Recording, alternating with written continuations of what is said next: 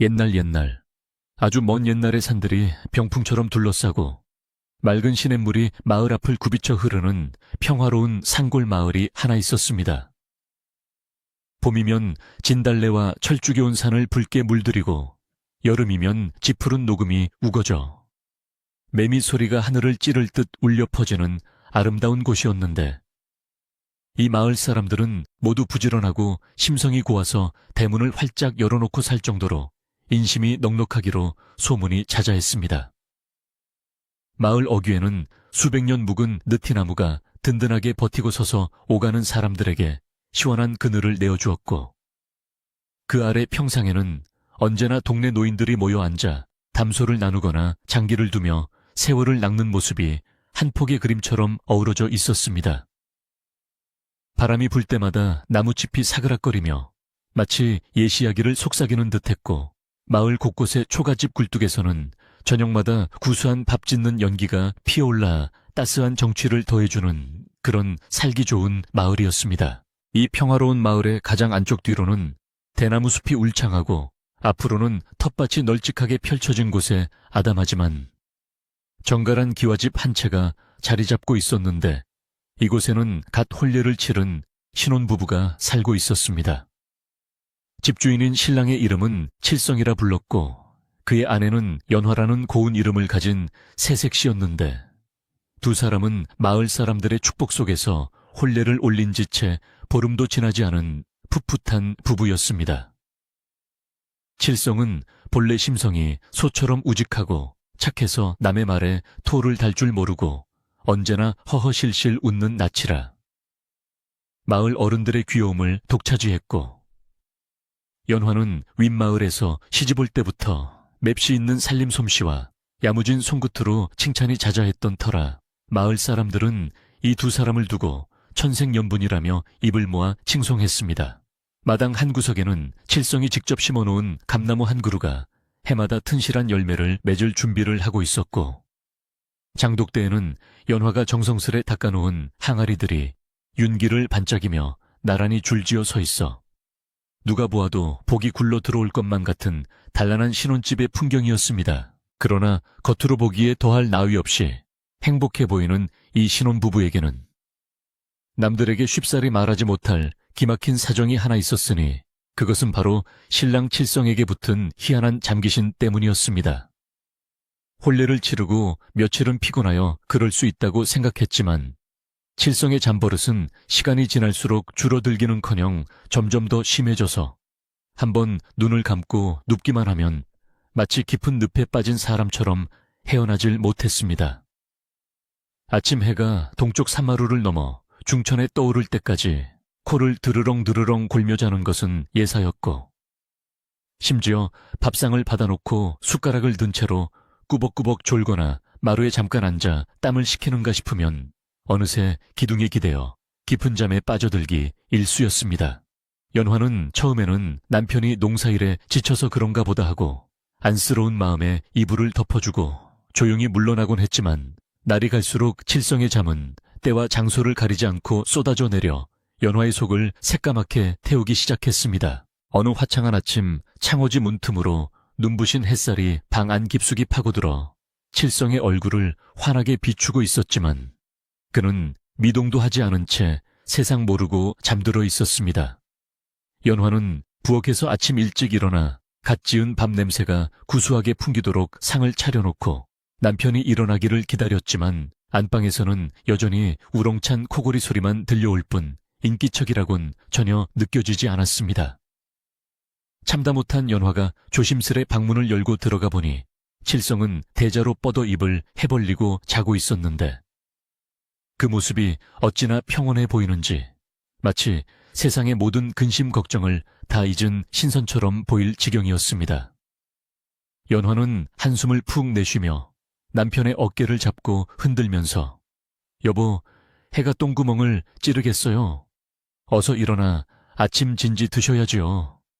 라고 부드럽게 타일러 보았지만 칠성은 조금만 더 라고 웅얼거리며 몸을 웅크리고는 다시 깊은 잠 속으로 빠져들고 말았습니다. 연화는 남편을 깨우기 위해 온갖 방법을 다 동원해 보았는데 차가운 우물물을 바가지에 떠와 손에 적셔 남편의 얼굴에 톡톡 튕겨보기도 하고 깃털을 가져와 콧구멍을 살살 간지럽혀 보기도 했습니다. 차가운 물방울이 얼굴에 닿자 칠성은 잠시 인상을 찌푸리며 고개를 돌렸고 코가 간지러울 때는 애취처아까 하고 큰 재채기를 한번 하더니 눈을 뜨기는커녕 손으로 코를 서욱 문지르고는 다시 드르렁거리며 코를 골기 시작했습니다. 그 모습을 지켜보던 연화는 기가 막히기도 하고 헛웃음이 나오기도 해서 잠시 멍하니 앉아 남편의 자는 얼굴을 들여다보다가 어쩌면 이렇게 잠이 많을까, 전생에 잠만 자던 군뱅이였나 하고 혼잣말을 중얼거렸습니다. 결국 연화는 식어버린 밥상을 도로 부엌으로 내어가고 혼자 부뚜막에 앉아 찬물에 밥을 말아 먹으며 남편이 스스로 일어날 때까지 기다리는 수밖에 없었습니다. 시간은 흘러 어느덧 점심때가 다 되어갔고 마당의 닭들이 꼬꼬댁거리며 모이를 달라고 보채는 소리가 요란하게 들려왔지만 안방의 주인은 여전히 꿈나라를 헤매고 있었습니다. 마을 사람들은 아침 일찍부터 논밭으로 나가 부지런히 밭을 갈고 김을 매느라 구슬땀을 흘리고 있는데 한창 일할 나이에 젊은 새신랑이 대낮까지 잠만 자고 있다는 사실이 연화에게는 더 없는 부끄러움이자 근심거리였습니다. 연화는 행여나 이웃 사람들이 칠성의 게으름을 눈치챌까봐 대문을 굳게 걸어 잠그고 혹시라도 누가 찾아올까봐 가슴을 졸이며 마당을 서성거렸습니다. 담장 너머로 지나가는 이웃 아낙네들의 웃음소리가 들릴 때마다 연화는 깜짝 놀라 숨을 죽였고 남편이 어서 일어나 듬직한 가장의 모습을 보여주기를 간절히 바라고 또 바랐습니다. 그날 오후가 되어서야 부스스 눈을 뜬 칠성은 하품을 길게 하며 마루로 나왔는데 머리는 까치집을 짓고 눈은 여전히 반쯤 감긴 상태였습니다. 연화가 밭에 나가서 일이라도 좀 거들어야 하지 않겠냐고 조심스레 말을 꺼내자 칠성은 멋쩍게 머리를 긁적이며 그러게 말이오. 내 오늘은 기필코 밭을 다 갈아엎으려 했는데 눈꺼풀이 천근망은이라 나도 모르게 그만 이라며 말끝을 흐렸습니다. 칠성의 성격이 워낙 순하고 악의가 없는 탓에 연화는 화를 낼 수도 없었고 그저 꿀물을 타서 건네주며 정신을 좀 차려보라고 다독일 뿐이었습니다. 칠성은 아내가 타준 꿀물을 달게 마시고는 기운을 차린 듯 쟁기를 챙겨 들고 밭으로 향했지만 그의 뒷모습은 여전히 위태로워 보였고 걸음걸이마저 몽유병 환자처럼 흐느적거려 연화의 불안감은 가시지 않았습니다. 밭에 도착한 칠성은 소에게 멍에를 씌우고 이리야 가자 하고 소리를 질러 밭갈이를 시작했지만 그것도 잠시뿐이었습니다. 한두 고랑을 갈았을까. 따스한 봄볕이 등 뒤로 내리쬐고 흙냄새가 솔솔 풍겨오자 칠성의 눈꺼풀은 다시 무겁게 내려앉기 시작했습니다. 소는 주인이 채찍질을 하지 않으니 걸음을 멈추고 한가로이 풀을 뜯고 있었고 칠성은 쟁기자루를 지팡이 삼아 턱을 괴고 서서 꾸벅꾸벅 졸기 시작했는데 그 모습이 멀리서 보면 마치 허수아비가 바람에 흔들리는 것처럼 보였습니다. 지나가던 동네 아이들이 그 모습을 보고 칠성 아저씨 또 잔다 서서 잔다 하며 깔깔대고 도망갔지만 칠성은 아이들의 놀림소리조차 자장가로 들리는지 꿈쩍도 하지 않고 달콤한 낮잠을 즐기고 있었습니다. 연화가 새참을 머리에 이고 밭에 도착했을 때 그녀의 눈앞에 펼쳐진 광경은 기가 막힐 노릇이었습니다. 소는 밭두렁에 주저앉아 되새김질을 하고 있었고 칠성은 밭고랑 사이에 털썩 주저앉아 고개를 푹 숙인 채 세상 모르게 자고 있었기 때문입니다. 연화는 혹여나 남편이 감기라도 들까 걱정되는 마음에 겉옷을 벗어 덮어주면서도 한편으로는 끓어오르는 속을 억누르느라 입술을 꽉 깨물어야 했습니다. 여보, 일어나세요. 새참 가져왔어요. 라고 흔들어 깨우자. 칠성은 화들짝 놀라며 일어났지만 그의 입에는 침 자국이 선명하게 남아 있었고 눈은 여전히 초점이 맞지 않아 멍한 상태였습니다. 연화는 남편의 얼굴에 묻은 흙을 털어주며 이러다 해 지겠습니다. 어서 드시고 힘내세요. 라고 애써 웃어 보였지만 마음속은 타들어가는 숫덩이와 같았습니다. 칠성의 잠버릇에 대한 소문은 발없는 말이 되어 천리를 가듯 삽시간에 마을 전체로 퍼져나가기 시작했습니다. 빨래터에 모인 아낙네들은 방망이질을 멈추고 그 집 새신랑은 전생에 잠 못 자서 죽은 귀신이 붙었나 봐 어쩜 그리 잠이 많은지 라며 수군거렸고 사랑방에 모인 남정네들도 곤방대를 두드리며 허우대는 멀쩡한데 일을 도통 안 하니 그 집 농사는 다 지었네 그려 라며 혀를 찼습니다. 연화는 우물가에 물을 기르러 갔다가 이웃들의 수군거림을 듣게 되었는데 얼굴이 화끈거려 쥐구멍이라도 있으면 숨고 싶은 심정이었습니다.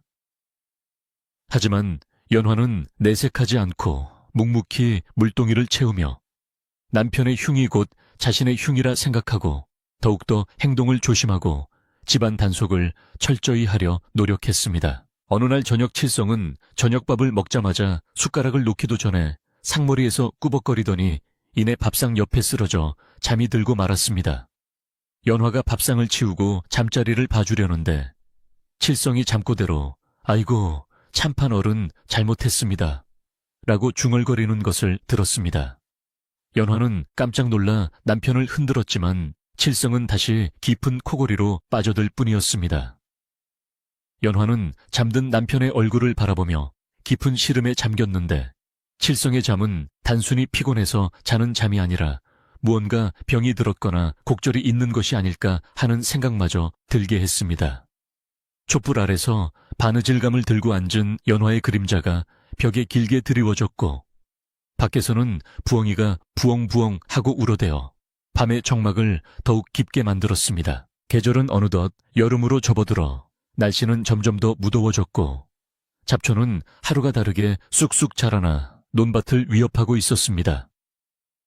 남들은 새벽별을 보고 나가서 달이 뜰 때까지 이 일을 해도 모자랄 판의 칠성은 해가 중천에 떠야 겨우 일어나고 밭에 나가서도 나무 그늘만 찾아다니며 잠을 청하니 칠성네 논밭은 잡초가 무성해져 곡식보다 풀이 더 많은 지경에 이르게 되었습니다. 연화 혼자서 아무리 호미를 들고 이리저리 뛰어다녀 보았지만 넓은 농사를 여자 혼자 감당하기에는 역부족이었습니다. 연화의 고운 얼굴은 햇볕에 그을리고 손마디는 거칠어졌지만 칠성은 아내의 고생을 아는지 모르는지 여전히 잠속에 빠져 태평천하를 누리고 있었습니다. 그러던 어느 날 마을에서 가장 나이가 많고 지혜롭기로 소문난 옆집의 삼월 할멈이 연화네 집을 찾아왔습니다. 삼월 할멈은 지팡이를 짚고 마당에 들어서며 혀를 쯧쯧쯧 찼는데 무성하게 자란 잡초와 정돈되지 않은 텃밭을 보며 한숨을 내쉬었습니다. 연화가 황급히 마루에서 내려와 할멈을 맞이하자 삼월 할멈은 연화의 손을 꼭 잡으며 낮은 목소리로 말했습니다. 새댁 내가 오지랖인 줄은 알지만 자네 서방 잠버릇이 예사롭지가 않아. 이대로 두다가는 집안 살림 다 말아먹고 쪽박차게 생겼네. 할멈의 걱정 어린 말에 연화는 그동안 참았던 눈물이 왈칵 쏟아질 뻔했으나 꾹 참고 고개를 끄덕였습니다. 3월 할멈은 툇마루에 걸터앉아 칠성이 자고 있는 안방 문 쪽을 흐긋 바라보며 의미심장한 표정을 지었습니다. 3월 할멈은 연화에게 다가가 귓속말로 옛말에 잠은 쫓을수록 달아나고 부를수록 달라붙는다고 했어. 자네 서방은 마음속에 긴장이 없어서 그런 거야. 무언가 정신이 번쩍 들만한 일이 생기지 않고서는 저 잠귀신을 떼어낼 수가 없을 걸세. 라고 조언했습니다. 연화는 할멈의 말을 곰곰이 되새기며 어떻게 하면 남편의 정신을 번쩍 들게 할 수 있을지 고민에 빠졌습니다. 칠성은 천성이 낙천적이고 겁이 없는 사람이라 웬만한 일에는 눈 하나 깜짝하지 않을 터였기에 연화의 고민은 더욱 깊어만 갔습니다. 마당의 감나무 잎이 바람에 흔들리며 사각거리는 소리가 마치 연화의 복잡한 심경을 대변해 주는 듯 했습니다. 그날 밤 연화는 잠자리에 누워서도 잠을 이루지 못하고 뒤척였습니다. 옆에서 칠성은 여전히 태평하게 코를 골며 자고 있었고 그 소리가 방 안을 가득 채워 연화의 신경을 긁어댔습니다. 연화는 일어나 앉아 창문을 열고 밤하늘을 올려다보았는데 둥근 달이 구름 사이로 숨바꼭질을 하고 있었습니다. 달님, 제발 우리 서방님 잠 좀 줄여주세요. 이대로 가다가는 우리 두 식구 굶어 죽게 생겼습니다. 하고 간절히 비는 연화의 목소리가 밤바람에 실려 날아갔습니다. 그때 멀리서 개 짖는 소리가 들려오고 마을 어귀에서 누군가 급하게 걸어오는 발자국 소리가 들리는 듯 됐습니다.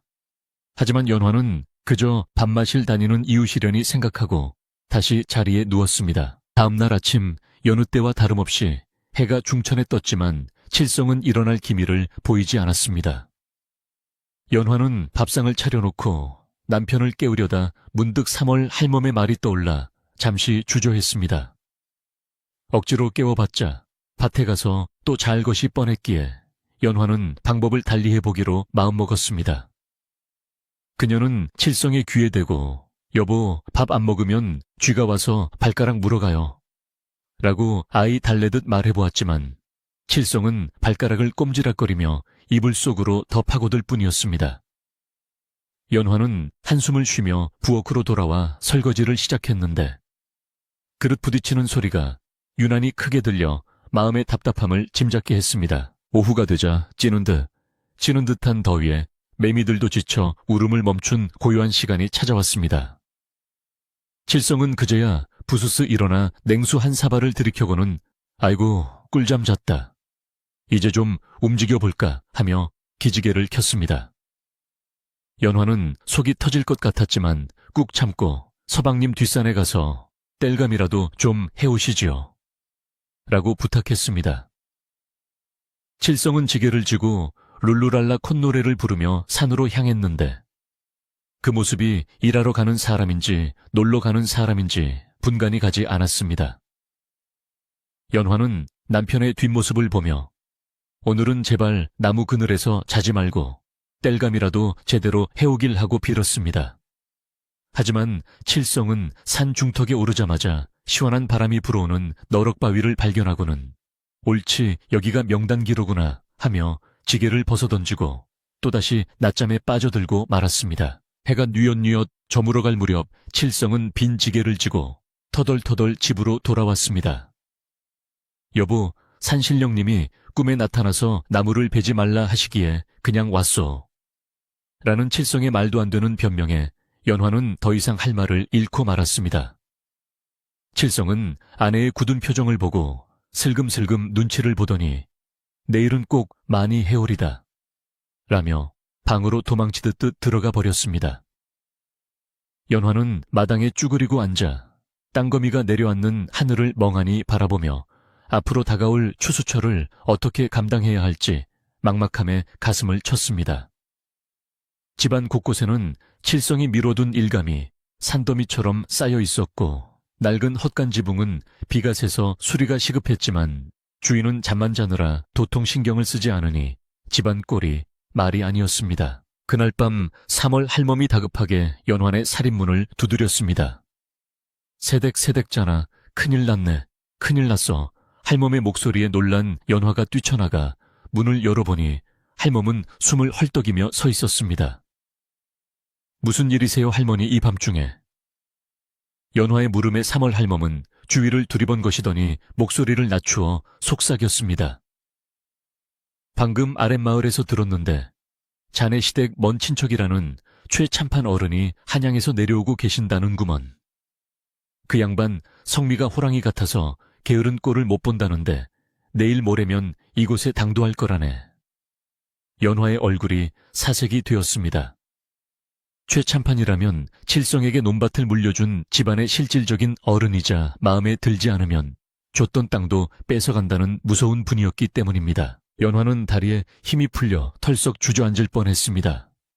당장 내일 모레면 호랑이 같은 어른이 들이닥치는데 집안 꼴은 엉망이고 남편은 잠귀신이 들려있으니 이건 날벼락도 보통 날벼락이 아니었습니다. 안방에서는 아무것도 모르는 칠성이 드르렁드르렁 코를 골며 자고 있었고 그 소리가 오늘따라 유난히 크게 들려 연화의 가슴을 쿵쿵 때리는 듯 했습니다. 3월 할멈은 혀를 차며 어쩌나 저 꼴을 보면 최 참판이 당장 멍석마리를 하라고 할 텐데 라며 걱정을 쏟아냈습니다. 연화는 떨리는 손으로 옷깃을 여미며 결심했습니다. 어떻게든 이 위기를 넘겨야 한다고 남편을 지키고 이 집을 지키기 위해서는 자신이 정신을 바짝 차려야 한다고 다짐하며 어두운 밤하늘을 노려보았습니다. 밤새 뒤척이다 새벽달기 울 때야 겨우 잠이 들었던 연화는 아침 햇살이 문창호지를 뚫고 들어오자마자 화들짝 놀라 일어났습니다. 어젯밤 3월 할멈이 전해준 최 참판의 방문 소식이 꿈이기를 바랐지만 마당에서 들려오는 참새들의 지적임마저 큰일 났다, 큰일 났다 하고 제잘거리는 듯하여 현실임을 뼈저리게 실감해야 했습니다. 연화는 부스스한 머리를 대충 쓸어 넘기고 옆자리를 보았는데 남편 칠성은 세상 무너지는 줄도 모르고 베개에 침을 흘리며 여전히 꿈나라를 헤매고 있었습니다.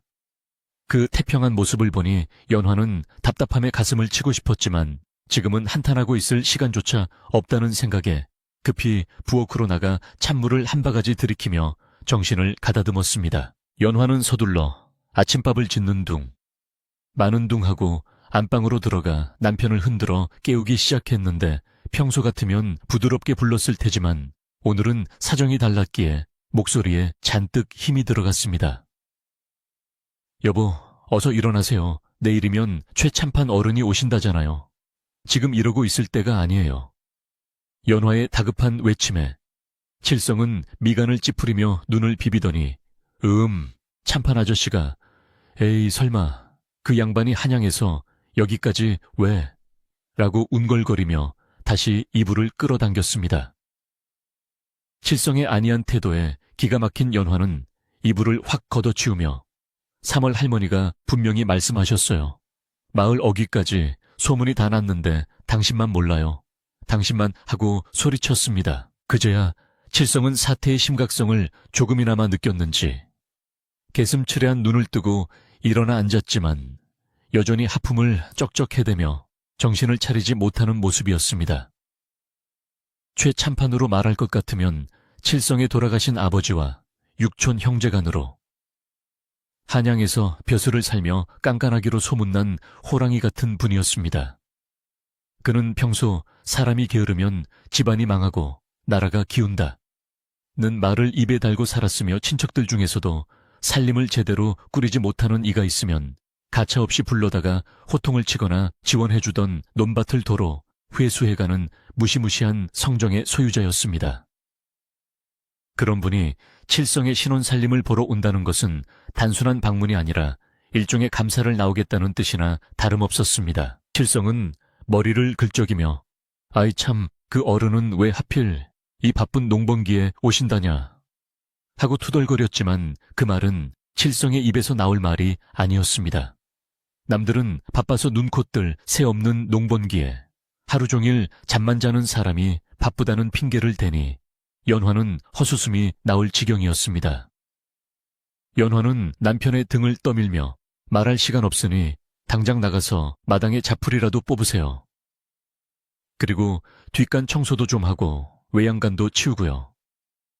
라며 일거리를 잔뜩 안겨주었습니다. 칠성은 아내의 등살에 못 이겨 호미를 들고 마당으로 나갔지만 그의 발걸음은 도살장에 끌려가는 소처럼 무겁고 느릿하기 짝이 없었습니다. 마당에 나간 칠성은 쭈그리고 앉아 잡초를 뽑기 시작했는데 처음 몇 분간은 제법 부지런히 손을 놀리는가 싶더니 아니나 다를까 곧 고개가 툭툭 떨어지기 시작했습니다.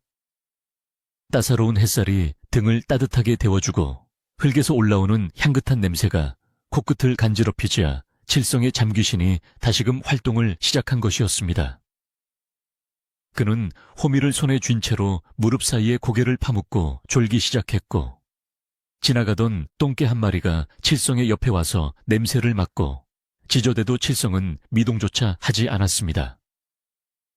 부엌에서 설거지를 하던 연화가 창문 틈으로 그 모습을 보고는 젖은 손을 앞침에 닦으며 뛰쳐나와야 했습니다. 아이고, 내가 못 살아. 서방님, 지금 자는 거예요. 내일이면 호랑이 어른이 오신다니까요. 연화가 소리치며 어깨를 흔들자 칠성은 화들짝 놀라며 아이고 깜빡했네. 내가 잠시 생각을 좀 하느라고 라며 말도 안 되는 변명을 늘어놓았습니다. 칠성은 다시 호미질을 하는 척했지만 그의 눈꺼풀은 청은망은 무거워져 자꾸만 감겨왔고 급기야는 뽑으라는 잡초는 안 뽑고 멀쩡한 배추 모종을 뽑아버리는 실수를 저지르고 말았습니다. 연화는 차라리 자신이 하는 게 낫겠다 싶어 남편에게 빗자루를 쥐어주며 그냥 마당이나 쓸고 계세요. 제발 앉지 말고 서서 하세요. 라고 신신당부했습니다. 마을 우물가에서는 아낙네들이 모여 칠성네 집에 닥친 위기에 대해 이야기꽃을 피우고 있었습니다. 그 집 새신랑 최참판 어른 오시면 뼈도 못 추리게 혼날 텐데 어쩌나. 그러게 평소에 좀 부지런히 움직이지 잠귀신이 붙어도 단단히 붙었어. 사람들은 걱정 반 호기심 반으로 칠성네 집 쪽을 힐끔거렸습니다. 가을개에서 빨래하던 아낙 하나는 내가 듣기로는 최참판이 지난번에 다른 조카네 집에 갔다가 마당에 거미줄 있는 걸 보고 그 길로 논문서를 도로 가져갔다더라. 라는 무시무시한 소문을 전했고 그 말을 들은 사람들은 혀를 내두르며 칠성네 부부의 앞날을 걱정했습니다. 소문은 꼬리에 꼬리를 물고 과장되어 최참판이 이번에 칠성을 쫓아내고 새 사람을 들일 것이라는 흉흉한 이야기까지 돌게 되었습니다. 연화는 이런 소문이 돌고 있다는 것을 짐작하면서도 남의 입을 막을 수는 없는 노릇이라 그저 집안 단속에만 열중했습니다. 그녀는 하루 종일 몸이 10개라도 모자랄 정도로 바쁘게 움직였는데 칠성이 엉망으로 만들어 놓은 텃밭을 정리하고 비바람에 뜯어진 창호지를 새로 바르고 장독대를 윤이 나게 닦느라 허리 한번 제대로 펴지 못했습니다. 땀이 비오듯 쏟아지고 팔다리가 후들거렸지만 칠성이 쫓겨나거나 집안이 망신을 당하는 꼴을 볼 수는 없었기에 이를 악물고 버텼습니다. 반면 칠성은 빗자루를 들고 마당을 서성이다가 어느새 대문 기둥에 기대어 서서 자고 있는 모습이 발견되어 연화의 속을 또 한 번 뒤집어 놓았습니다. 오후가 되자 3월 할멈이 다시 찾아와 더 구체적인 정보를 전해주었습니다. 새댁 내가 방금 읍내 장터에서 듣고 왔는데 최참판 일행이 오늘 저녁 읍내 주막에서 묵고 내일 아침 일찍 해 뜨자마자 여기로 온다네. 아침 식사를 여기서 하겠다고 전가를 보냈다는데 준비는 잘 되고 있는가? 할멈의 말에 연화는 눈앞이 캄캄해졌습니다. 아침 식사라니 그렇다면 새벽부터 일어나 진수성찬을 준비해야 하는데 칠성이 과연 그때 일어나서 의관을 정지하고 어른을 맞이할 수 있을지 걱정이 태산 같았습니다.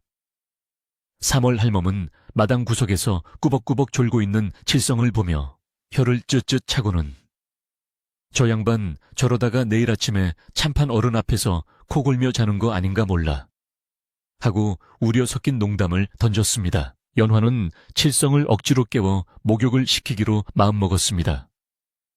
여보, 내일 어른 뵙는데 몸이라도 정갈하게 해야지요. 어서 씻으세요. 연화가 데워놓은 물을 대야에 부어주자 칠성은 귀찮다는 표정으로 옷을 벗고 등목을 시작했습니다. 그런데 등목을 하던 칠성이 갑자기 조용해져서 연화가 들여다보니 물에 젖은 채로 대야에 얼굴을 받고 잠들기 직전이었습니다. 연화는 기가 막혀서 여보 물에 빠져 죽고 싶어요 하고 소리치며 칠성의 등짝을 찰싹 때렸습니다. 칠성은 어이쿠 시원해서 그만 하며 머쓱하게 웃었지만 연화는 웃음이 나오지 않았습니다. 이 남자는 정말로 잠을 이기지 못하는 병에 걸린 것이 분명했습니다. 저녁이 되자 연화는 칠성을 안방에 앉혀놓고 단단히 일렀습니다. 여보 제발 부탁이에요. 오늘 밤은 일찍 주무시고 내일 새벽 첫 딸기 울면 바로 일어나세요.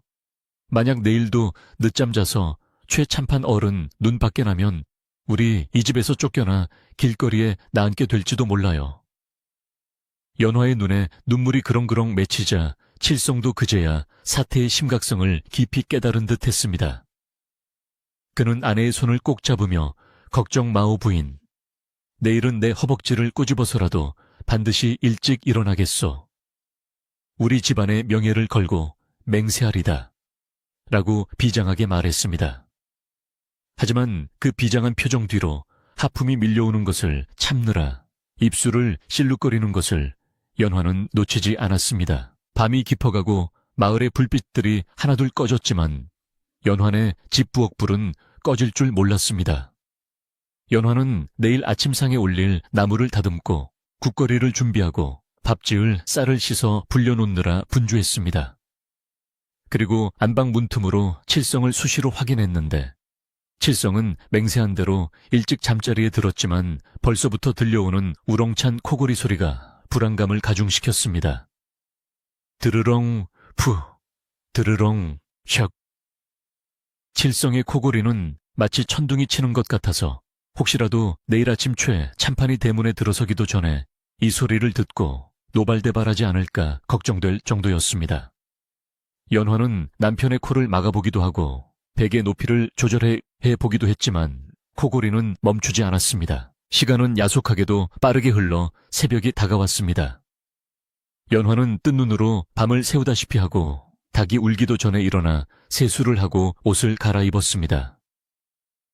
가장 좋은 한복을 꺼내 입고 머리를 단정하게 빗어 넘긴 연화는 거울 속에 자신을 보며 할 수 있다, 잘 넘길 수 있다 라고 최면을 걸었습니다. 그리고 밥을 안 치고 국을 끓이며 아침상을 준비하기 시작했습니다. 고소한 밥 냄새와 구수한 된장국 냄새가 집안 가득 퍼지자 평소 같으면 벌떡 일어났을 칠성이었지만 오늘은 웬일인지 미동도 하지 않았습니다. 연화는 불안한 마음에 안방문을 열어보았습니다. 칠성은 이불을 머리끝까지 뒤집어 쓰고 마치 죽은 듯이 자고 있었습니다. 연화가 여보 닭이 울었어요. 이제 일어나셔야죠. 하고 흔들었지만 칠성은 묵직한 바위처럼 꿈쩍도 하지 않았습니다. 조금만, 5분만. 칠성의 잠꼬대에 연화의 가슴이 철렁 내려앉았습니다. 밖에서는 벌써 동이 트기 시작했고 멀리서 말발굽 소리와 사람들의 웅성거리는 소리가 들려오는 듯 했습니다. 그것은 틀림없이 최참판 일행이 마을 어귀에 들어서는 소리였습니다. 연화는 다급해져서 칠성의 뺨을 톡톡 치고 찬 물수건으로 얼굴을 닦아주며 필사적으로 깨우기 시작했습니다. 여보, 제발 일어나세요. 어른이 오신다고요. 하지만 칠성에게 붙은 잠귀신은 오늘따라 더욱 강력한 힘을 발휘하는 것 같았습니다. 칠성은 연화의 손길을 뿌리치며 돌아 눕더니 더욱 편안한 자세를 잡고 깊은 잠 속으로 빠져들었습니다. 연화는 울고 싶은 심정으로 창문을 열어 밖을 내다보았는데 저 멀리 마을 입구에 느티나무 아래로 갓을 쓰고 도포를 휘날리는 한 노인과 그 뒤를 따르는 하인들의 모습이 희미하게 보였습니다. 최 참판이었습니다. 호랑이보다 무섭다는 그가 예정대로 해가 뜨자마자 들이닥친 것입니다.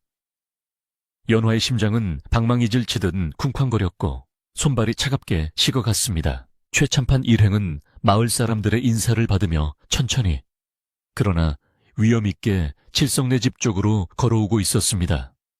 마을 사람들은 대문 밖으로 나와서 구경을 하거나 걱정스러운 눈빛으로 칠성네 집을 바라보았습니다. 아이고, 칠성이 녀석 아직도 자고 있으면 어쩌나. 최참판 표정이 예사롭지 않아 오늘 사단이 나겠어. 사람들의 수군거림이 들려오는 듯 했습니다. 이제 정말 시간이 없었습니다. 연화는 마지막 수단으로 바늘을 가져와 칠성의 발바닥을 콕 찔러 보았지만 칠성은 아 따가워 하고 비명만 한번 지르고는 다시 코를 골았습니다. 이 남자는 정말 구제불능인가 싶어 연화는 절망감에 털썩 주저앉았습니다. 그때 대문 밖에서 굵직하고 위험 있는 목소리가 들려왔습니다. 이리 오너라 주인장 있는가? 최참판의 하인이 외치는 소리였습니다. 연화는 화들짝 놀라 일어났습니다. 이제 피할 곳도 숨을 곳도 없었습니다. 칠성은 여전히 인사불성으로 자고 있고 대문 밖에는 저승사자 같은 최참판이 버티고 서 있었습니다. 연화는 떨리는 손으로 옷매무새를 다시 한번 가다듬고 심호흡을 크게 한 뒤 방문을 나섰습니다. 남편을 깨우는 것은 이미 불가능하다는 것을 깨달은 연화의 머릿속에는 오직 이 위기를 어떻게든 모면해야 한다는 생각만이 가득 찼습니다. 대문이 열리고 깐깐하게 생긴 노인이 뒷짐을 지고 마당으로 들어섰습니다. 날카로운 눈매와 굳게 담은 입술, 그리고 한치의 흐트러짐 없는 옷차림이 그의 성격을 대변해주고 있었습니다. 그는 마당에 들어서자마자 텃밭과 장독대를 쓱 훑어보더니 헛마당꼴은 제법 정갈하구나 하고 짧게 한마디를 던졌습니다. 연화는 대돌 아래로 내려가 큰 절을 올리며 어서 오십시오 어르신, 먼 길 오시느라 고생이 많으셨습니다 하고 떨리는 목소리로 인사를 올렸습니다. 최참판은 고개를 끄덕이며 연화의 인사를 받았지만 그의 시선은 곧바로 굳게 닫힌 안방문으로 향했습니다. 조카 녀석은 어디 갔느냐, 해가 중천인데 나와보지도 않는 개냐. 최참판의 호통에 연화의 등줄기에는 식은땀이 흘러내렸습니다. 안방에서는 지금도 칠성의 코골이 소리가 새어나올까 말까 하는 일촉즉발의 상황이었습니다. 연화는 머리를 조아리며 핑곗거리를 생각하느라 머리가 터질 것 같았습니다. 솔직하게 자고 있다고 말했다가는 당장 불호령이 떨어질 것이고 아프다고 거짓말을 했다가는 의원을 부르라고 할 테니 그 또한 곤란했습니다. 최참판은 미동도 하지 않는 안방 문을 노려보며 지팡이로 땅을 탁탁 두드렸습니다. 칠성이 이놈 게을러 빠져서 아직도 이불 속에서 뒹굴고 있는 개로구나. 내 이놈의 버르장머리를 오늘 단단히 고쳐놓으리라. 최참판이 안방 쪽으로 성큼성큼 발걸음을 옮기기 시작했습니다. 연화는 눈앞이 하얘지는 것을 느꼈습니다. 최참판이 방문을 여는 순간 입을 벌리고 침을 흘리며 자고 있는 칠성의 모습이 적나라하게 드러날 것이었습니다. 그것은 칠성의 사회적 죽음이자 이 집안의 몰락을 의미했습니다. 연화는 다급하게 최참판의 앞을 가로막으며 무릎을 꿇었습니다. 어르신 잠시만요. 서방님은 지금... 연화의 입술이 파르르 떨렸습니다. 찰나의 순간 연화의 머릿속에 번뜩이는 생각 하나가 스쳐 지나갔습니다. 위기 상황에서 솟아난다는 그 기지가 연화에게 찾아온 것이었습니다. 하지만 최참판의 표정은 이미 험악하게 일그러져 있었고 그의 손은 방문고리에 거의 닿아 있었습니다. 연화는 최참판이 방문고리를 잡으려는 그 절체절명의 순간 바닥에 머리를 찧을 듯이 깊이 숙이며 다급하게 외쳤습니다. 어르신, 통촉하여 주시옵소서. 서방님께서는 지금 단순히 주무시는 것이 아니옵니다. 어젯밤부터 꼬박 밤을 새워 집안의 장래와 농사일을 걱정하며 책을 읽으시다가 이제 막 잠시 눈을 붙이고 깊은 생각에 잠기신 것이옵니다. 연화의 목소리는 너무나도 절박하고 떨림이 가득하여 마치 단말마의 비명처럼 들릴 지경이었습니다. 그 소리에 깜짝 놀란 최참판은 잡았던 문고리를 놓고 뒤로 한 걸음 물러서며 의아한 표정으로 연화를 내려다보았습니다. 무어라 칠성이가 밤새 책을 읽고 깊은 생각에 잠겼다고 천하의 게으름뱅이라고 소문난 그 녀석이 그럴 리가 있느냐. 최참판의 목소리에는 의심이 가득했지만 연화의 태도가 너무나도 진지했기에 잠시 주춤할 수밖에 없었습니다. 연화는 이 기회를 놓치지 않고 더욱 간곡하게 말을 이어나갔습니다. 그렇습니다, 어르신. 사람들의 소문은 껍데기만 보고 하는 말일 뿐입니다. 서방님께서는 겉으로는 허허실실 웃으며 태평해 보이시지만 속으로는 돌아가신 아버님의 뜻을 받들어 집안을 다시 일으키고자 하는 열망으로 가득 차 계십니다. 어젯밤에도 촛불이 다 타들어가도록 농사책을 읽으시며 어떻게 하면 척박한 땅을 비옥하게 만들 수 있을지 고민하고 또 고민하셨습니다. 그러다 새벽달기 울 무렵에야 잠시 책상에 엎드려 선잠이 드신 것이니 부디 노여움을 거두시고 잠시만 말미를 주시옵소서. 연화는 침도 안 바르고 거짓말을 술술 쏟아내면서도 속으로는 이 거짓말이 들통나면 나는 죽은 목숨이다 라고 생각하며 가슴을 졸였습니다. 최참파는 턱수염을 쓰다듬으며 곰곰이 생각에 잠겼습니다. 그가 알기로 칠성은 책이라고는 거들떠보지도 않고 잠만 자는 위인이었는데 며느리가 저토록 눈물로 호소하니 믿지 않을 수도 없는 노릇이었습니다. 게다가 집안을 일으키겠다는 말은 보수적인 최참판의 마음을 움직이기에 충분한 명분이었습니다. 그는 헛기침을 한번 크게 하더니 내 말이 사실이라면 기특한 일이로구나. 내 잠시 마루에서 기다릴 터이니 조카가 깨어나면 의관을 정제하고 나오도록 하여라. 허나 만약 내 말이 거짓이고 단순히 늦잠을 자는 것이라면 내 오늘 이 집 기둥뿌리를 뽑아버릴 것이다. 라고 으름장을 놓았습니다. 연화는 망극하옵니다 어르신, 곧 모시고 나오겠습니다. 하고 연신절을 하며 안방으로 뒷걸음질 쳤습니다. 연화가 안방 문을 열고 닫자마자 밖에서 참았던 숨을 몰아쉬며 다리에 힘이 풀려 주저앉을 뻔했습니다. 방 안의 풍경은 그야말로 가관이었습니다. 칠성은 이불을 걷어차고 대자로 뻗어 배를 드러낸 채 자고 있었고 입가에는 침이 말라붙어 허연 자국이 선명했습니다. 게다가 쿠, 컥, 푸 하며 간헐적으로 터져나오는 코골이 소리는 방금 전 연화가 했던 깊은 생각에 잠겼다는 말을 비웃기라도 하는 듯 했습니다. 연화는 기가 막혀서 남편의 볼을 꼬집고 싶었지만 지금은 그럴 시간조차 없었습니다. 밖에서는 호랑이 같은 최참판이 귀를 쫑긋 세우고 기다리고 있었고 이 상황을 역전시키기 위해서는 완벽한 연극 무대를 꾸며야만 했습니다. 연화는 재빨리 주변을 둘러보며 무엇부터 해야 할지 머리를 굴렸습니다. 우선 저 흉한 잠버릇부터 감추어야 했습니다. 그녀는 칠성의 배 위에 덮여있던 이불을 단정하게 펴서 덮어주었지만 칠성은 덥다며 잠결에 다시 이불을 발로 뻥 차버렸습니다. 연화는 속이 부글부글 끓어올랐지만 꾹 참고 다시 이불을 덮어준 뒤 남편의 귀에 대고 나지막하지만 살벌한 목소리로 속삭였습니다. 여보, 지금 밖에는 저승사자가 와 있어요. 움직이면 죽어요. 가만히 있어요.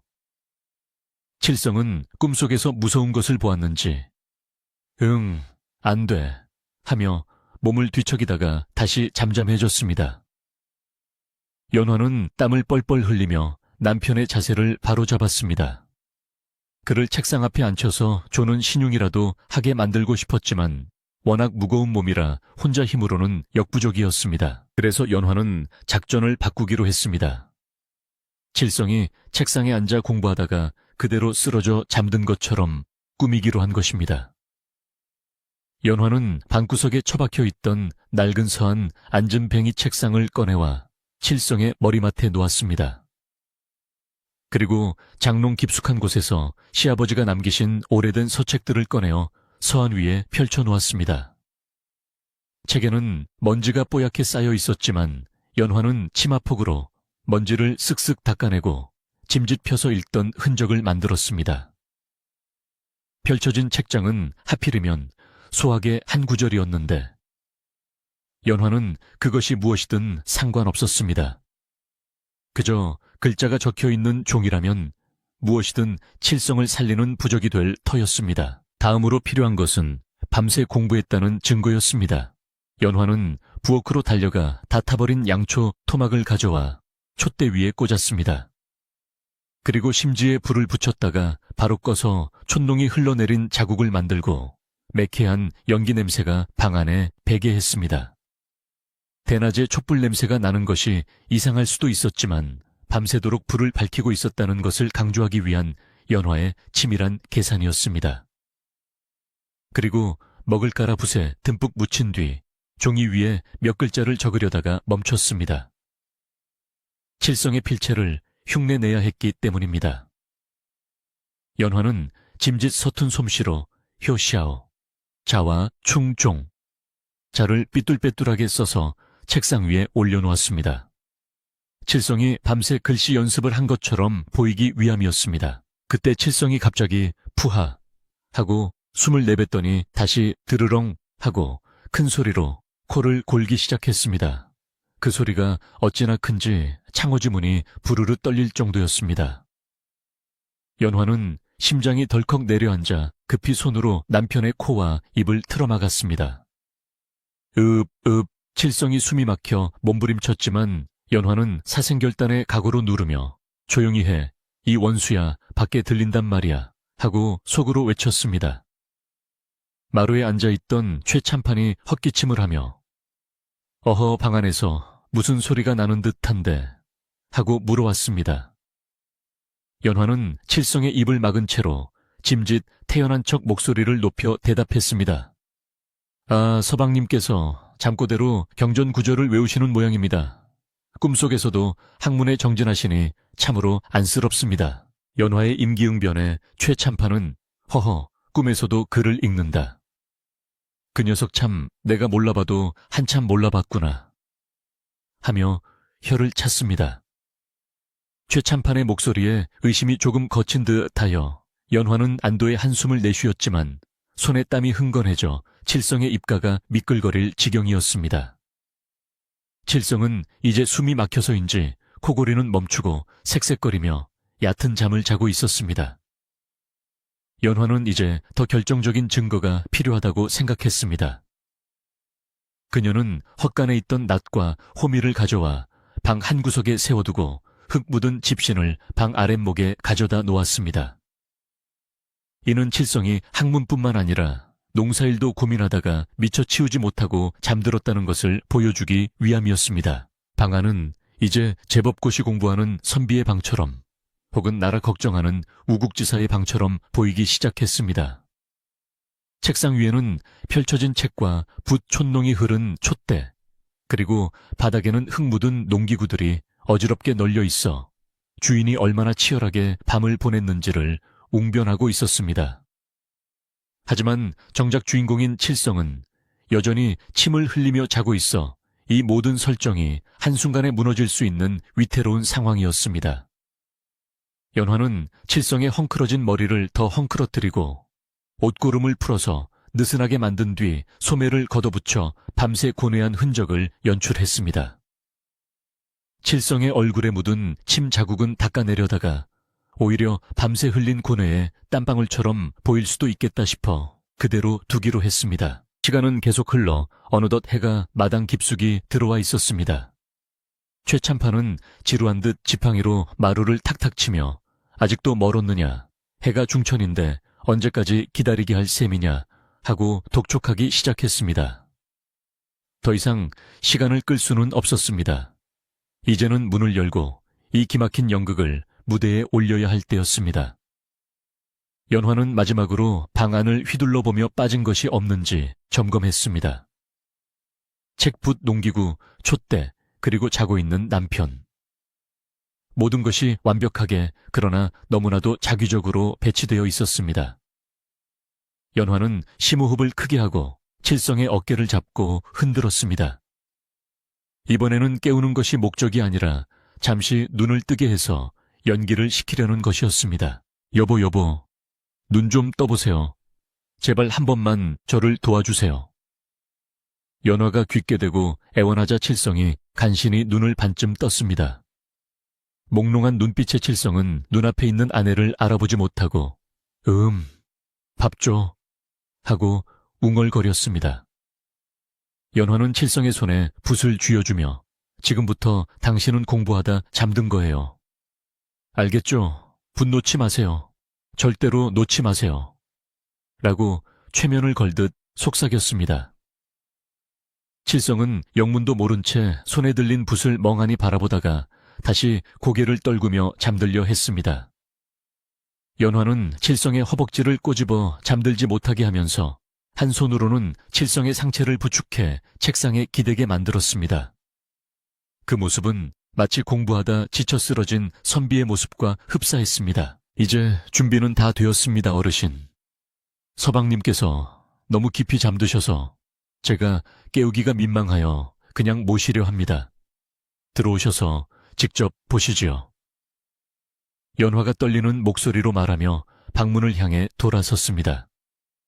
그녀의 심장은 콩닥콩닥 뛰다 못해 입 밖으로 튀어나올 것만 같았습니다. 만약 최참판이 들어와서 칠성의 코 고는 소리를 듣거나 칠성이 갑자기 잠꼬대라도 한다면 모든 것이 수포로 돌아갈 것이었습니다. 연화는 방문 고리를 잡은 손에 힘을 주었습니다. 손바닥이 축축해서 문고리가 미끄러웠습니다. 밖에서는 최참판이 오냐 내 직접 들어가서 그 기특한 모습을 확인하마 하며 발소리를 죽여 다가오는 소리가 들렸습니다. 연화는 문을 열기 직전 마음속으로 수천 번 기도를 올렸습니다. 조상님, 제발 저희를 도우소서. 삼신할머니, 제발 우리 서방님 입 좀 다물게 해주세요. 문이 삐걱 소리를 내며 천천히 열리기 시작했습니다.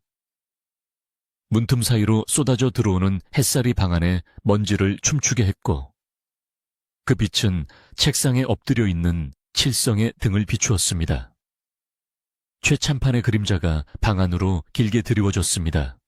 연화는 문 옆으로 비켜서서 고개를 숙이고 있었지만 곁눈질로 최참판의 표정을 살폈습니다. 최참판은 뒷짐을 지고 방 안으로 들어와 매의 눈으로 방 안 구석구석을 훑어보기 시작했습니다. 그의 시선이 칠성의 등과 책상 위의 책, 그리고 바닥의 농기구들에 차례로 머물렀습니다.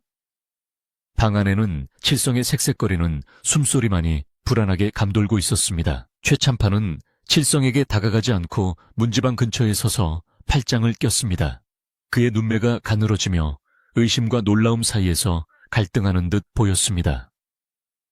방 안에는 연화가 피워놓은 촛불 냄새와 묵 냄새가 섞여 묘한 분위기를 자아내고 있었습니다. 칠성은 다행히 코를 골지 않고 있었지만 그의 손에 들려있던 붓이 스르르 미끄러져 바닥으로 떨어질 위기에 처했습니다. 연화는 헉하고 숨을 들이켰습니다. 붓이 떨어져서 탁 소리가 나면 칠성이 놀라 깰 것이고 그러면 횡설수설하며 모든 것이 들통날지도 몰랐습니다. 연화가 몸을 날려 붓을 잡고 싶은 심정이었지만 최참판의 눈앞이라 꼼짝도 할 수 없었습니다. 붓은 칠성의 손가락 끝에 위태롭게 매달려 있었습니다. 그때 마당에서 불어온 바람이 열린 문을 통해 방 안으로 들어와 책장을 팔락거리게 했습니다. 소악. 책장이 넘어가며 사각거리는 소리가 나자 최참판의 시선이 책으로 옮겨갔습니다. 그 틈을 타 칠성의 손에서 붓이 툭 떨어졌지만 책장 넘어가는 소리에 무척 크게 들리지 않았습니다. 오히려 붓이 떨어진 모습은 공부하다가 힘이 빠져 잠든 것처럼 자연스럽게 보였습니다.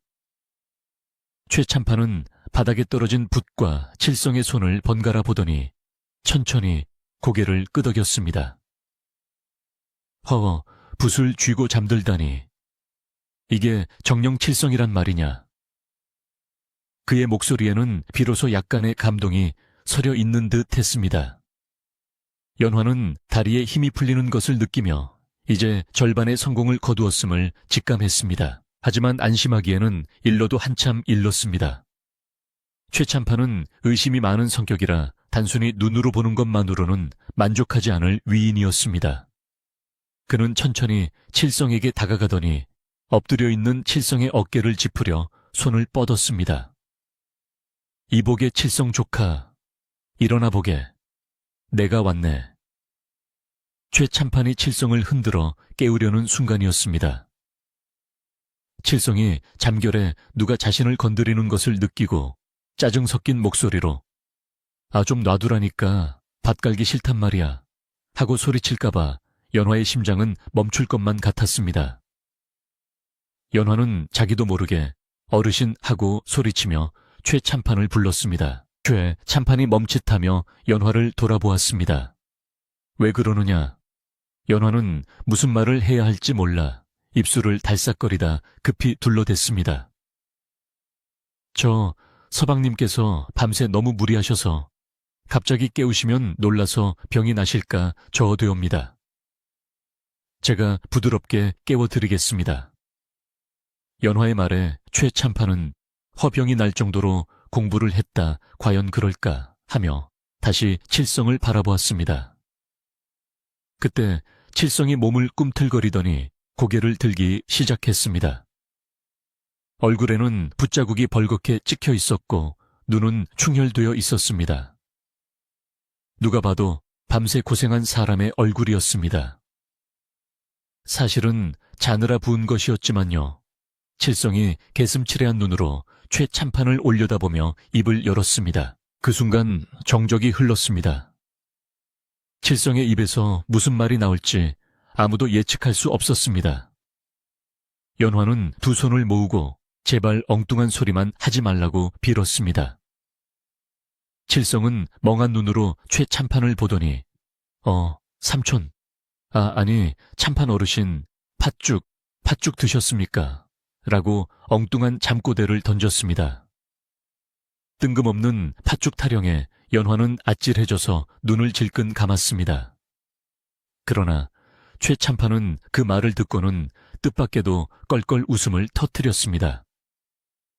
허허허허, 이 녀석 공부하느라 배가 많이 고팠던 모양이구나. 팥죽을 찾다니. 칠성의 멍청한 잠꼬대가 오히려 밤샘 공부에 허기로 둔갑하는 기적 같은 순간이었습니다. 연화는 안도의 한숨을 내쉬며 이 분위기를 몰아가야겠다고 생각했습니다. 네, 어르신. 서방님께서 밤새 출출하셔도 참으시더니 꿈에서도 팥죽을 찾으시나 봅니다. 제가 얼른 꿀물이라도 타오겠습니다. 하며 자리를 피하려 했습니다. 하지만 최 참판은 손을 들어 연화를 제지했습니다. 아니 되었다. 꿀물보다 더 좋은 것이 있지. 최 참판은 칠성의 앞에 놓인 책을 집어들었습니다. 조카가 밤새 이 책을 읽었다니 어디 그 내용을 한번 들어보자꾸나. 얼마나 깨달음을 얻었는지 내가 직접 확인해봐야겠다.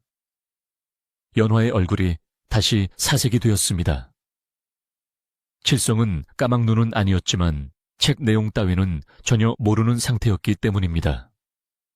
산 넘어 산이라더니 칠성에게 닥친 위기는 끝이 보이지 않았습니다. 최 참판은 칠성의 눈앞에 책을 들이밀며 자, 이 구절을 한번 읽고 해석해보거라 하고 명령했습니다. 칠성은 눈을 비비며 책을 들여다보았지만 글자들이 개미떼처럼 기어다니는 것으로 보일 뿐이었습니다. 그는 곤란한 표정으로 연화를 쳐다보며 구조 요청을 보냈습니다. 연화는 발을 동동 구르며 최 참판 뒤에서 칠성에게 입모양으로 무언가를 필사적으로 전달하려 애썼습니다. 하지만 칠성은 고개만 갸웃거릴 뿐이었습니다. 최 참판의 눈초리가 다시 매서워지기 시작했습니다. 왜 꿀먹은 벙어리가 되었느냐, 밤새 읽었다면서 이 정도도 못 읽는단 말이냐. 칠성은 벼랑 끝에 몰린 심정으로 책을 거꾸로 든 채 헛기침을 하며 목을 가다듬었습니다. 과연 칠성은 이 위기를 어떻게 넘길 수 있을까요? 칠성의 손에 들린 낡은 책은 부들부들 떨리고 있었고 그 진동은 마치 지진이라도 난 듯 칠성의 온몸으로 퍼져나가고 있었습니다. 칠성은 눈앞에 펼쳐진 검은 글씨들이 까마귀 떼처럼 날아다니는 것만 같아 현기증을 느꼈고 식은땀이 등줄기를 타고 흘러내려 속옷을 축축하게 적시고 있었습니다. 그는 속으로 아이고 나는 이제 죽었구나. 글자라고는 하늘 천따지밖에 모르는데 이 어려운 책을 어찌 읽는단 말인가 하며 조상님을 찾고 있었습니다. 최 참판은 그런 조카의 모습을 매서운 눈으로 지켜보며 당장이라도 불호령을 내릴 태세로 턱수염을 쓰다듬고 있었으니 방 안의 공기는 숨이 막힐 듯 무겁게 가라앉아 있었습니다. 연화는 저러다 남편이 책을 집어던지고 나 못해 하고 소리치며 드러눕지는 않을까 싶어 가슴이 새까맣게 타들어가고 있었습니다. 그때 연화가 기지를 발휘하여 최 참판 앞으로 한 걸음 다가서며 정중하게 그러나 단호한 목소리로 입을 열었습니다. 어르신 송구하오나 잠시만 말씀을 올리겠습니다. 지금 서방님의 눈을 한번 보십시오. 밤새워 책을 보시느라 눈에 핏발이 서고 시야가 흐릿해져서 아마 지금 당장은 코앞의 글자도 잘 보이지 않으실 것입니다. 그런 상태로 억지로 책을 읽게 하시는 것은 밤새 학문에 정진한 조카분에 대한 도리가 아니라고 사료되옵니다. 연화의 말은 구구절절 옳은 말처럼 들렸고 실제로 칠성의 눈은 자느라 부어서 붉게 충혈되어 있었기에 누가 봐도 밤샘 공부에 후유증처럼 보였습니다. 최 참판이 다시 보니 과연 조카의 눈 상태가 말이 아니었으므로 내 말이 일리가 있구나. 눈이 저리 상해서야 글이 보이겠느냐 하며 고개를 끄덕였습니다. 연화는 기회를 놓치지 않고 재빨리 말을 이었습니다. 하은이 어르신 글을 소리내어 읽는 것보다는 서방님이 밤새 깨우친 마음속의 뜻을 직접 육성으로 듣는 것이 더 낫지 않겠습니까? 글자는 눈으로 읽는 것이지만 그 뜻은 마음으로 새기는 것이니까요. 이것은 칠성에게 책을 읽지 않아도 된다는 퇴로를 열어주는 동시에 그가 평소에 하던 말들을 적당히 둘러대면 된다는 신호였습니다. 최 참판은 연화의 지혜로운 제안에 감탄하며 허허, 질부의 말이 참으로 기특하도다. 그래, 글자보다는 뜻이 중요한 법이지. 그렇다면 칠성아 네가 이 책을 통해 얻은 깨달음이 무엇인지 내게 말해 보거라. 하고 칠성에게 눈길을 돌렸습니다. 칠성은 책을 읽지 않아도 된다는 말에 안도의 한숨을 내쉬었지만 여전히 깨달음이라는 거창한 주제에 대해 무슨 말을 해야 할지 막막하기만 했습니다. 칠성은 멍하니 허공을 응시하다가 평소 자신이 밭일할 때나 잠결에 중얼거리던 생각들을 떠올렸습니다. 그는 책을 무릎 위에 얌전히 내려놓고 짐짓 진지한 표정, 사실은 졸린 표정을 지으며 입을 열었습니다. 숙부님, 아니 참판 어른, 제가 생각하기에 농사나 공부나 매한 가지인 것 같습니다. 칠성의 뚱딴지 같은 소리에 최 참판의 눈썹이 꿈틀거렸습니다. 호호 농사와 공부가 같다. 어찌하여 그리 생각하느냐. 칠성은 에라 모르겠다 하는 심정으로 계속 말을 이었습니다. 씨앗을 심고 거름을 주어야 곡식이 자라듯이 사람 마음에도 좋은 생각을 심고 밥을 잘 먹어야, 아니 정성을 들어야 사람이 되는 것 아니겠습니까? 저는 그저 부모님께 받은 이 몸 건강히 지키고 처자식 굶기지 않는 것이 제일 큰 공부라고 생각했습니다. 칠성의 말은 투박하고 세련되지 못했지만 그 안에는 꾸밈없는 진심과 순박함이 담겨 있었습니다. 사실 칠성은 졸려서 횡설수설한 것이었지만 그 말은 듣는 사람에 따라서는 지극한 효심과 생활의 지혜로 들릴 수도 있었습니다. 최 참판은 잠시 멍한 표정으로 칠성을 바라보더니 갑자기 무릎을 탁 치며 탄성을 질렀습니다. 오, 훌륭하도다. 내 오늘 참된 선비를 여기서 만날 줄이야. 최 참판의 얼굴에는 감동의 물결이 일렁이고 있었습니다. 그는 평소 한양의 탁상공론에 지쳐 있었기에 칠성의 삶과 공부가 하나라는 말, 즉 지행합일의 논리에 큰 감명을 받은 것이었습니다. 그래, 내 말이 맞다. 책 속에 갇힌 글보다 네가 말한 그 밭 갈곳이 뿌리는 마음이 바로 진정한 학문이지. 내가 너를 그동안 겉모습만 보고 오해했구나. 연화는 믿기지 않는 상황에 입을 다물지 못했습니다. 남편의 저 졸린 헛소리가 천하의 최 참판을 감동시키다니 이것은 조상님이 도우신 것이 분명했습니다.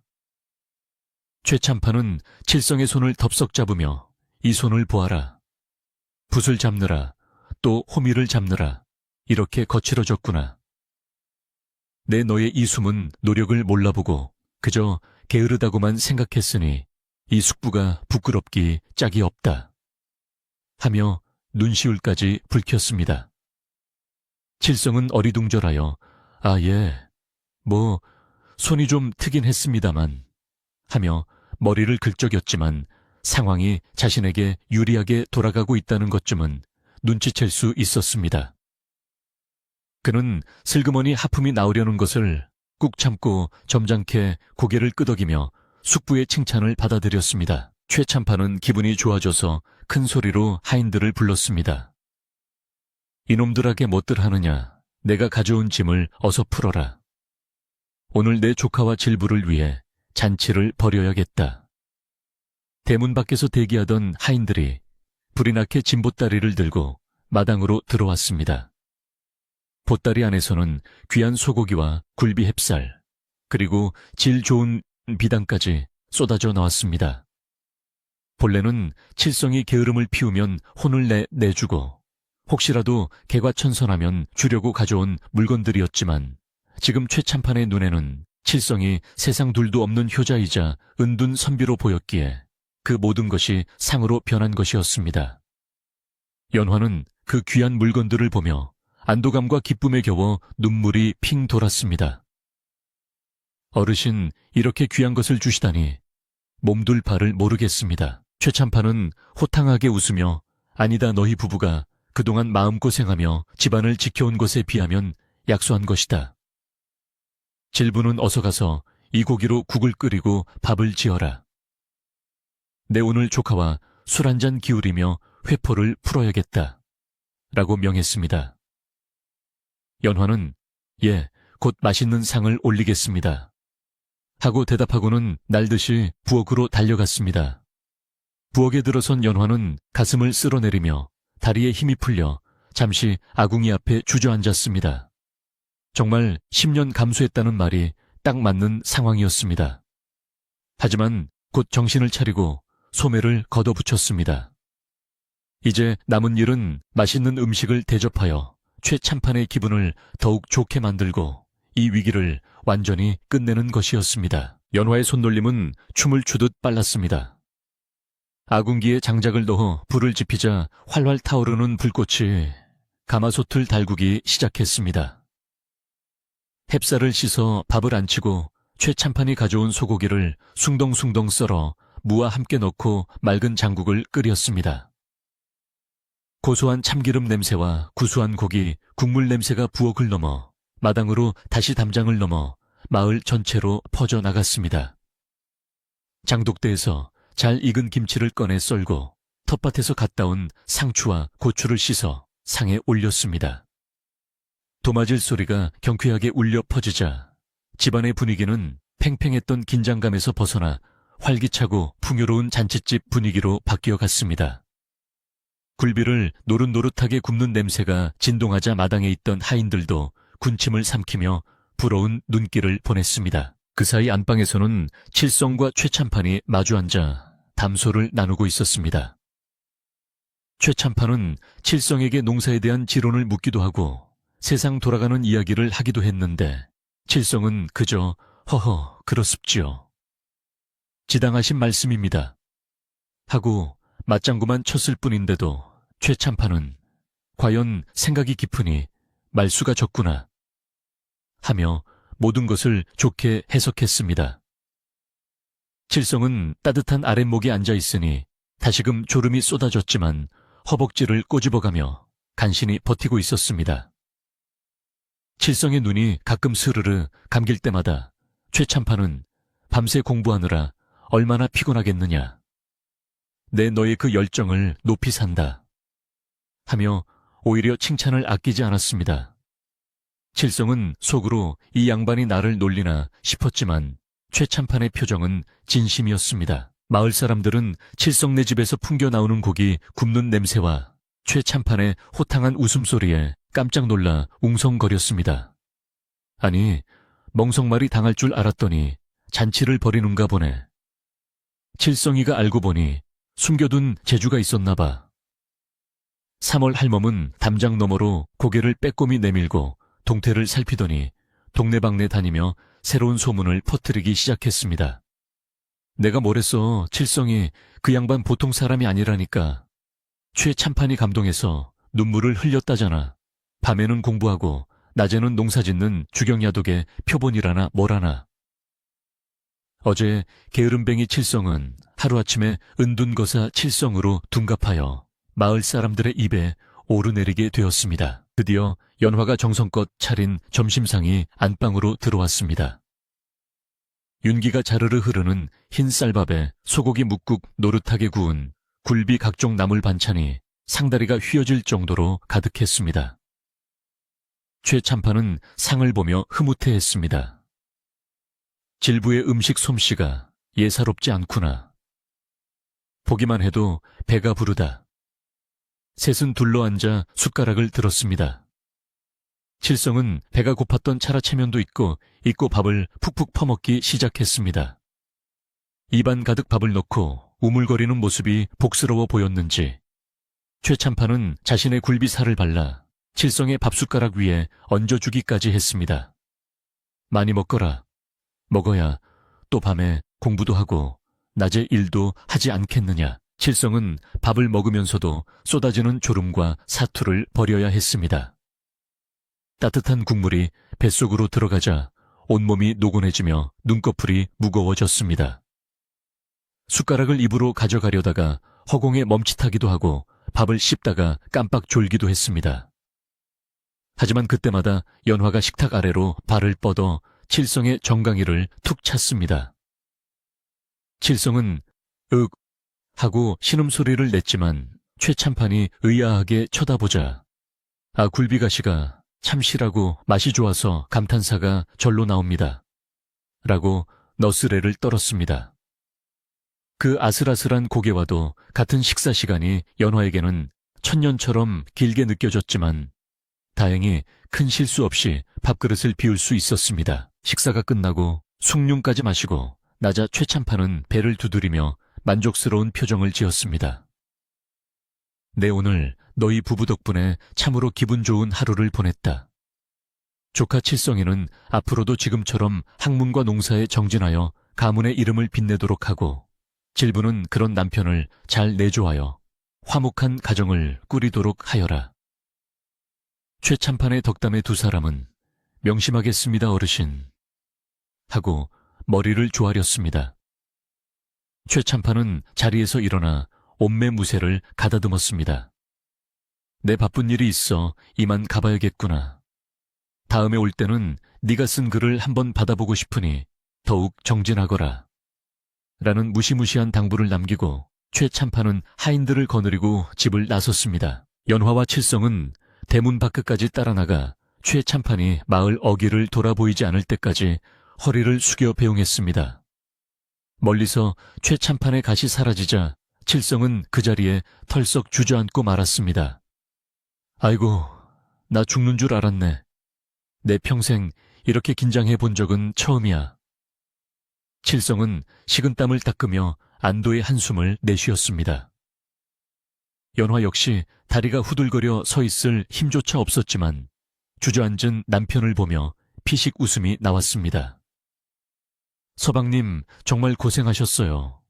오늘 서방님의 그 팥죽 타령과 농사 철학이 아니었으면 우리 둘 다 쫓겨날 뻔했어요.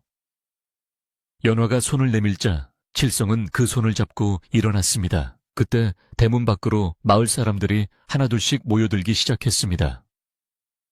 최 참판이 두고 간 고기와 음식들을 나누어 먹기 위해서이기도 했지만 무엇보다 숨은 선비, 칠성의 얼굴을 다시 보기 위해서였습니다. 동네 이장님이 다가와 칠성의 등을 두드리며 자네 그렇게 깊은 속이 있는 줄 몰랐네. 우리 마을의 자랑이여 하고 치켜세웠습니다. 칠성은 얼굴이 빨개져서 어쩔 줄 몰라 했지만 싫지 않은 기색이었습니다. 연화는 이장님과 마을 사람들에게 다들 오해하지 마시고 들어와서 음식이나 좀 드시고 가세요. 라며 대문을 활짝 열었습니다. 집 마당은 금세 마을 사람들로 북적거리기 시작했고 칠성네 집은 멍석마리가 아닌 마을 잔치판으로 변해 있었습니다. 사람들은 평상에 둘러앉아 음식을 나누어 먹으며 칠성에게 그 어려운 책을 밤새 읽었다니 대단하네. 앞으로 농사 짓는 법 좀 알려주게 하며 덕담을 건넸습니다. 칠성은 난생 처음 받아보는 사람들의 칭찬과 존경 어린 시선에 어깨가 으쓱해졌습니다. 비록 거짓말에서 시작된 일이었지만 사람들의 기대에 섞인 눈빛을 보자 칠성의 마음속에도 작은 변화의 씨앗이 움트기 시작했습니다. 내가 정말 저 사람들이 말하는 것처럼 괜찮은 사람이 될 수도 있지 않을까 하는 생각이 스쳐 지나갔습니다. 그는 막걸리 한 잔을 받아 마시며 취기인지 졸음인지 모를 기분 좋은 몽롱함 속에 빠져들었습니다. 하지만 잔치가 무르익어 갈 즈음 긴장이 풀린 칠성은 더 이상 졸음을 참을 수가 없었습니다. 그는 슬그머니 사람들 틈을 빠져나와 툇마루 기둥 뒤로 몸을 숨겼습니다. 그리고 따사로운 오후 햇살을 받으며 스르르 눈을 감았습니다. 이번 잠은 여느 때의 게으른 잠과는 달랐습니다. 큰일을 치르고 난 뒤에 달콤한 휴식과도 같은 잠이었습니다. 연화는 바쁘게 음식을 나르다가 기둥 뒤에서 꾸벅거리는 남편을 발견하고는 빙그레 미소를 지었습니다. 그래, 오늘은 좀 자도 돼요. 정말 수고 많았으니까요. 연화는 잠든 남편의 어깨에 얇은 이불을 덮어주며 그의 헝클어진 머리카락을 부드럽게 쓸어 넘겨주었습니다. 해가 서산으로 뉘엿뉘엿 넘어가고 마을 사람들도 하나둘씩 집으로 돌아가기 시작했습니다.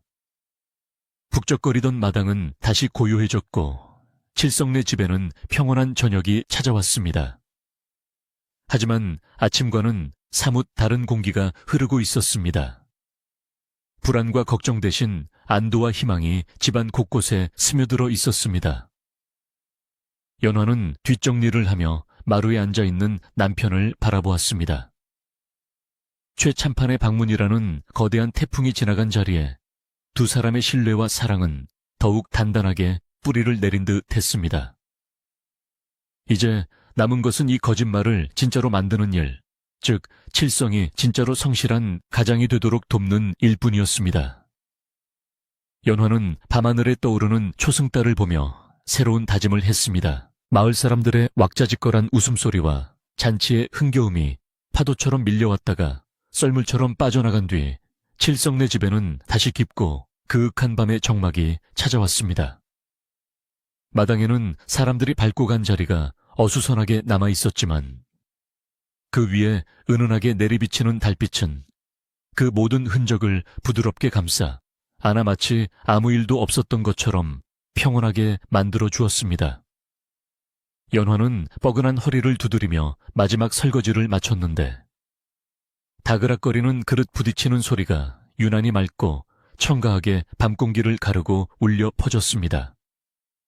부엌 아궁이의 불씨는 사그라들었지만 온종일 사람들의 열기로 달궈진 집안의 온기는 여전히 남아있어 고단했던 하루를 따뜻하게 위로해주는 듯 했습니다. 연화는 젖은 손을 행주에 닦으며 마루로 올라와 기둥에 기대어 깊은 잠에 빠져있는 남편 칠성의 얼굴을 물끄러미 내려다 보았습니다. 칠성은 세상 모르게 자고 있었지만 평소의 게으른 잠과는 달리 입가에 옅은 미소를 머금고 있었습니다.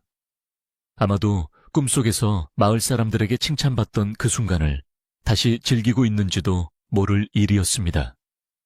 연화는 남편의 헝클어진 머리카락을 조심스레 정리해주며 오늘 있었던 기적 같은 일들을 되새겨 보았습니다. 거짓말로 시작된 위기 모면책이었지만 그 과정에서 보여준 남편의 순박한 진심과 최참판의 기대, 그리고 마을 사람들의 격려는 단순한 연극 이상의 무언가를 남겼음이 분명했습니다. 연화는 문득 두려움과 기대가 동시에 밀려오는 것을 느꼈습니다. 과연 우리 서방님이 내일부터 달라질 수 있을까? 이 모든 것이 한바탕 꿈으로 끝나버리는 것은 아닐까? 하는 걱정이 앞섰지만 그녀는 고개를 저으며 부정적인 생각을 떨쳐버리기로 했습니다. 그때 밤바람이 차가워지자 칠성이 몸을 웅크리며 추워 하고 잠꼬대를 하며 눈을 떴습니다. 칠성은 비몽사몽간에 주위를 두리번거리더니 눈앞에 있는 연화를 보고는 화들짝 놀라며 몸을 일으켰습니다. 부인, 내가 얼마나 잔 거요? 최참판 어른은 마을 사람들은 다 어디 갔소? 칠성의 다급한 물음에 연화는 빙그레 웃으며 대답했습니다. 모두 돌아가셨습니다, 서방님. 이제 우리 둘뿐이에요. 안심하고 푹 쉬셔도 됩니다. 그제야 칠성은 긴장이 풀린 듯 안도의 한숨을 크게 내쉬며 마루 바닥에 다시 털썩 주저앉았습니다. 그는 멍하니 밤하늘을 올려다보며 오늘 하루가 정말 10년 같았어. 내가 무슨 말을 했는지, 밥이 코로 들어갔는지, 입으로 들어갔는지도 모르겠구려. 하며 허탈하게 웃었습니다. 연화는 부엌에서 따뜻한 숭늉을 한 대접 떠와 남편에게 건네주며 곁에 앉았습니다. 서방님, 오늘 정말 잘하셨어요. 어르신께서 서방님을 얼마나 기특해 하셨는지 모릅니다. 그리고 마을 사람들도 서방님을 다시 보게 되었다고 칭찬이 자자해요. 연화의 말에 칠성은 숭늉을 들이켜다 말고 멈칫했습니다. 그는 숭늉 그릇을 만지작거리며 고개를 숙이고는 평소답지 않게 진지한 목소리로 말했습니다. 부인, 사실 나는 겁이 나오. 다들 나를 대단한 사람으로 알고 갔는데 내일 아침이 되면 나는 다시 자안 많고 게으른 칠성이로 돌아갈 것 같아서 말이오. 내가 그 기대를 저버리면 그때는 정말 쫓겨나지 않겠소. 칠성의 고백은 솔직하고도 뼈 아픈 것이었습니다. 자신의 본 모습과 사람들의 기대 사이의 괴리를 누구보다 잘 알고 있었기 때문입니다. 연화는 남편의 거친 손을 자신의 고운 두 손으로 감싸 쥐며 따뜻하게 눈을 맞추었습니다. 서방님, 걱정하지 마세요. 사람은 누구나 변할 수 있습니다.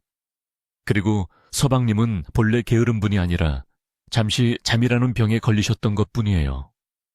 오늘 어르신 앞에서 말씀하신 그 마음 가족을 굶기지 않겠다는 그 마음만 잊지 않으시면 됩니다. 제가 옆에서 도울게요. 꼬집어서라도 깨워드리고 지치면 물을 떠다 드릴 테니 우리 한번 진짜로 해봐요. 거짓말을 참말로 만들어 보자고요. 연화의 목소리에는 확신과 믿음이 담겨 있었고 그 온기는 칠성의 불안한 마음을 녹여주기에 충분했습니다. 칠성은 아내의 눈을 깊이 바라보며 고개를 끄덕였습니다. 그래 부인, 말대로 해봅시다. 내가 부인을 봐서라도 이놈의 잠귀신 기필코 떼어내 보리다. 다음날 새벽 여느 때처럼 첫 딸기 꽃기호 하고 힘차게 울어 젖혔습니다. 아직 사방은 어둑어둑하고 찬 이슬이 내려앉은 시각 연화는 눈을 번쩍 뜨고 옆자리를 보았습니다. 칠성은 이불을 뒤집어 쓴 채 꿈쩍도 하지 않고 있었습니다. 연화는 역시나 하는 생각에 한숨이 나올 뻔했지만 어제의 다짐을 떠올리며 칠성의 어깨를 흔들었습니다. 여보, 닭이 울었어요. 밭에 나가야지요. 최참판 어른이 보고 계신다고 생각하세요. 연화의 말에 칠성은 5분만 하고 평소처럼 웅걸거렸지만 곧바로 아차 참판 어른 하고 외치며 벌떡 일어났습니다. 비록 눈은 반쯤 감겨있고 머리는 산발이었지만 스스로 이불을 박차고 일어난 것만으로도 기적 같은 변화의 시작이었습니다. 칠성은 비틀거리며 마당으로 나가 우물물을 길어 올렸습니다. 찬물이 등목을 타고 흐르자 으악 차가워 하고 비명을 질렀지만 그 덕분에 정신이 번쩍 드는 듯 했습니다. 그는 젖은 수건으로 얼굴을 빡빡 문지르고는 아직 잠이 덜 깬 눈을 부릅뜨며 쟁기를 챙겨 들었습니다. 부인, 나 다녀오리다. 칠성의 목소리는 아직 잠겨 있었지만 그 뒷모습만큼은 제법 가장다운 듬직함이 묻어났습니다. 연화는 대문 밖까지 따라 나가 남편이 안개 낀 들판으로 사라질 때까지 손을 흔들어 주었습니다. 칠성은 밭으로 가는 길에 몇 번이나 하품을 하고 나무 그늘의 유혹에 시달렸지만 그때마다 아내의 믿음과 어제의 칭찬을 떠올리며 허벅지를 꼬집고 걸음을 재촉했습니다. 그날부터 칠성네 집에는 새로운 일상이 시작되었습니다. 물론 하루아침에 잠이 싹 달아난 것은 아니었습니다. 칠성은 밭을 갈다가도 쏟아지는 졸음을 참지 못해 밭두렁에 앉아 졸기도 했고 점심 먹고 나른한 오후에는 몰래 낮잠을 자다 연화에게 들켜 등짝을 맞기도 했습니다. 하지만 예전과 다른 점은 칠성이 자고 나서 느끼는 감정이었습니다. 예전에는 자면 자는 거지 하고 태평했다면 이제는 아이고 내가 또 잤구나. 얼른 일어나서 일해야지 하며 부끄러워하고 스스로를 채찍질할 줄 알게 된 것입니다.